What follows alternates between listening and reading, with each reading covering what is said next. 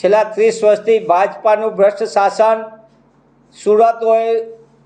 અમદાવાદ હોય, રાજકોટ હોય, વડોદરા સહિતના મહાનગરોમાં 20 વર્ષથી કોર્પોરેશનમાં ભાજપાના શાસકોના ભ્રષ્ટ શાસનના કારણે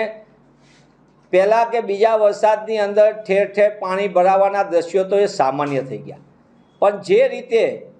વરસાદી પાણીના કારણે કરોડો રૂપિયાની સંપત્તિ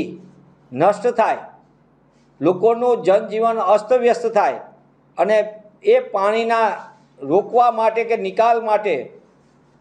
કોઈ વ્યવસ્થા આપવામાં નાકામ ભાજપાના શાસકોના પાપે હજારો લોકોનું જનજીવન ખોરવાઈ ગયું છે। સુરતની માટે દેશના પ્રધાનમંત્રી જે તે સમયે સુરત વિશે બહુ વાત કરતા હતા।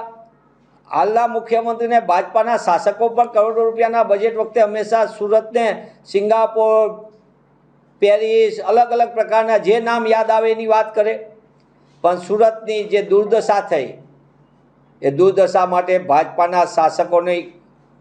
જે ભ્રષ્ટાચારી રીત રસમો છે, એટલે કે ગેરકાયદેસર બાંધકામ, એ ભાજપાના શાસકોનો સ્વરોજગાર હોય, એમના મળતિયાઓનો સ્વરોજગાર હોય, તેના લીધે આજે હજારો નાગરિકો પોતાની કિંમતી મૂડીને બધું પોતાના ઘરવખરી સહિત બધું નષ્ટ પામ્યું છે।